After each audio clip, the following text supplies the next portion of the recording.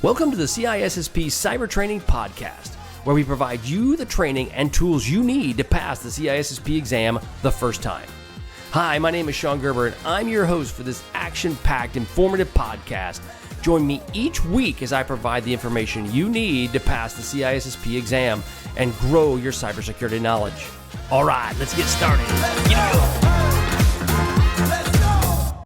Okay, hey all, it's Sean Gerber with CISSP Cyber Training, and today is Exam Question Thursday. So, it's awesome! Exam Question Thursday.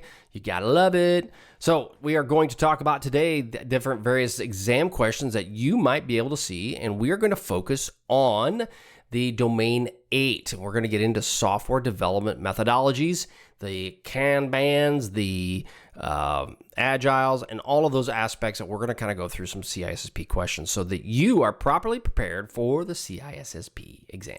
All right, so all these questions are available to you on CISSP Cyber Training. If you sign up for the community, you can have access to every one of these questions that are in the community. You also can have access to the videos that are associated with this because I am recording a video as I record this podcast, so it is available for you at that time as well. So let's get into question 1.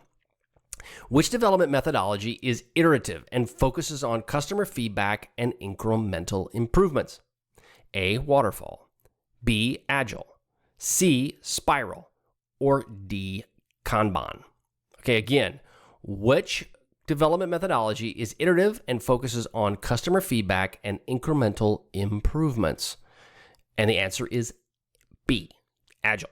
Agile is an iterative development methodology designed to build products that satisfy the customer through the entire continuous feedback and improvements. If you listen to my podcast that came out just on Monday, we talk about each and every one of these. The goal is that when I talk about have a podcast, I have some CISSP questions that go over that specific one as well. Question 2. Which of the development process is the system design frozen, typically not allowing for any changes midway through the project? A. Waterfall. B. Agile. C. Scrum. Or D. Kanban. And the answer is A. Waterfall. The waterfall model is designed to be frozen, or you basically can't go back and make iterative changes in the design phase. So once the design phase is done, then changes cannot be easily accommodated, or you may end up having a bunch of waste. So you want to avoid that. Question number 3. Which of the following is a core principle of DevOps? Okay, A. Extend the development phases. B. Separation of developers and operators. C. Reduce deployment frequency. D. Continuous integration, continuous delivery. I always end up goofing that up and calling it continuous development, but it's continuous delivery. So CI/CD pipelines, typically what they are. So if you hear the term CI/CD pipeline, that is typically a core principle of DevOps. And so it's used to, DevOps' basically aim is to shorten the system's development lifecycle and provide continuous delivery with high software quality. Again, CI/CD is a primary principle of DevOps. You'll see that if you're doing incorporating security, you'll see DevSecOps. DevSecOps, yeah. SecDevOps. Gosh, I can never remember the one. But you'll basically see that. If Sec is security, SEC. Which is the primary benefit of the spiral model in software development? A. Fast delivery in a complete software package. B. Strict phase completion before the next phase begins. So you're completing the phase and you can't start. C. Is early identification and mitigation of risks. Or D. Exclusion of users from the software development process. And the answer is C. One thing you learn from our podcast we talked about is early identification and mitigation of risks. The spiral model is designed to manage and mitigate risks early in the development process. Question 5. What is the advantage of Scrum over traditional development methods? A. It's complete upfront project planning. B. It's flexibility to change during the project. C, it's got a strong emphasis on formal documentation.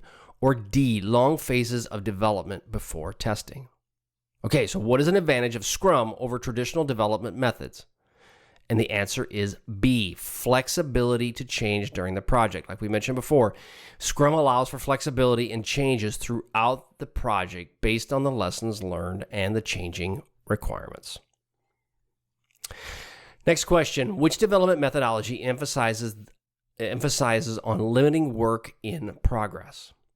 Okay, so when you're focusing on you can't have a lot of work that's going on in progress as you're trying to make that happen.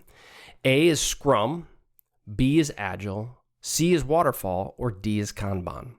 So again, which development methodology emphasizes on limiting work in progress? And the answer is D, Kanban. Kanban focuses on visualizing workflows, limiting work in progress, and maximizing efficiency or the flow. Like we talked about in the podcast, you have basically various blocks, and you have those blocks will help you. You have various blocks which will help you in this overall process, and they're a visual block. Next question, which model do the software and business documentations evolve together? A is Agile, B is Waterfall, C is Spiral, D is Kanban. Again, which model of the software and the business documentation evolve together? And the answer is A. Agile methodologies, both the software and the associated documentation, evolve together through an iterative and incremental development process. Question H, which of the following is not a characteristic of the spiral model?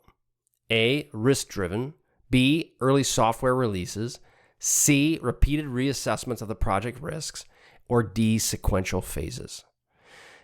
And the answer is D. Okay, the first three are all tied to the spiral method. The sequential phases is more of a waterfall method. The spiral model doesn't strictly follow any sequential phases. It's more iterative, and it focuses on risk. Key term there, it's focusing on risk. What does DevOps aim to achieve? A, create silos between teams. B, discouraging cross-departmental collaboration. C, reducing time to market through automation and collaboration, or D, minimizing software delivery. So if you read all four of those, it's pretty obvious which one it is. It's C, right? But also know that DevOps is designed to be fast. It's meant to be agile. It's meant to be quick. So reducing the time to market through automation and collaboration is the answer for what DevSecOps aims to achieve. And this is done to be shorten your development lifecycle and deliver high quality software quickly through enhanced collaboration and automation. Question 10, what is one advantage of using waterfall method? A, it's easy to understand and manage due to rigid structure. B, it's got a high degree of flexibility to accommodate changes. C, it's got an iterative development and constant feedback. Or D, it's high risk and uncertainty of handling. So the answer is the waterfall is easy to understand and manage due to rigid structure. Again, it's very rigid, it's very linear. The waterfall model is easy to understand and manage on each phase, has specific deliverables and a review process. Question 11, which model is not well suited, again, not for small projects with clear requirements? A is Waterfall, B, Scrum, C, Agile, D, Spiral. Like we talked about in the podcast, Spiral is not suited for large or for small projects. It's designed for large, complex, high-risk projects. So the answer is D. These small projects with clear requirements don't work well, and they'd be better with Waterfall or Agile. Next question. Which of the following is a lean method emphasizing workflow visualization? Again, workflow visualization. What is one that deals with visualization? A is Agile, B is Kanban, C is Waterfall, D is Scrum. Again, the answer would be B. When you're dealing with visualizations, Kanban is a method which is using a visual board or physical or digital that represents the workflow. You think of those key terms when you're taking the test. Which model combines elements of both design and prototyping in stages in an effort to combine advantages of top-down and bottom-up concepts? Again, which model combines elements of both design and prototyping in stages in an effort to combine advantages of top-down and bottom-up concepts? A, Spiral, B, Agile, C, Waterfall, or D, Kanban. And the answer is A, Spiral. Spiral combines element of both design and prototyping in stages and and aims to leverage advantages of both top-down and bottom-up concepts. What does the term sprint refer to in a Scrum? A, the final phase of a project. B, the process of catching software bugs. C, a set period during a specific work that has to be completed and made ready to review. Or D, a meeting where developers discuss what went wrong in the project. So what does the term sprint refer to in a Scrum? It's a set period. It's C, a set period during a specific work that has to be completed and made ready for review. This set period is designed specifically, and this is usually typically from 2 to 4 weeks. 2 weeks is typically where I've seen. 4 weeks can get a little long. During this time, the specific work must be completed and ready for review. Next question. In the DevOps philosophy, what is the main purpose of infrastructure as code? Aha, new term, infrastructure as code. I've seen this a lot lately. A, it's a technique used to delay software integration until the end of the project. B, it aims to manage servers and other infrastructure through automated scripts. C, it's a manual approach to infrastructure management. Or D, it aims to handle infrastructure alongside software without automated tools. So again, look at the term information or infrastructure as code. What does that mean? Well, typically code is in scripts, right? So the answer is B. It's to manage servers and other infrastructure through automated scripts. So that the key thing around information as code is a practice that involves managing and provisioning computer data centers through machine-readable definition files rather than manual processes. Again, that's just kind of think about that. Which of the following characteristics of Agile development frameworks are correct? Okay, this is choose two. One of these fun questions. This came from feedback from some of my students of going, do you have one that you can do choose two? And that's a good question because we do. So now this is where it gets really wonky. Now keep in mind on the CISSP exam, they don't have a lot of these, but they will have them where you have to pick multiples. So which of the following characteristics of Agile development framework are correct? Emphasize documentation, detailed planning. B, prioritize customer feedback and continuous integration. C, typically employ sequential design processes. C or D, embrace change and flexibility through development. Or D, involves risk analysis and prototyping at every cycle. So this is kind of hard to just hear on the podcast, but when it comes right down to it is that of the characteristics in Agile development, which ones are correct? And it is B and D. Prioritize customer feedback and continuous iteration, okay? And then D is embrace change and flexibility through development. So again, you got to just know what Agile will do. It's flexible, it's short. And if you do that, it will help you with the question. Next question, the software development framework is risk analysis most emphasized. Again, we talked about risk analysis, and that is spiral. So the A is Waterfall, B is Agile, C is V model, or D is spiral. And again, spiral is heavily focused on risk analysis. Which development framework relies on iterative development and focuses heavily on user involvement through its cycles? So, now this is an interesting one. This is one we didn't talk about in the podcast, but this is something you may have to know. So again, the development framework relies heavily on iterative development and focuses heavily on user involvement through its life cycles. A is Waterfall. B is V model. C is RAD.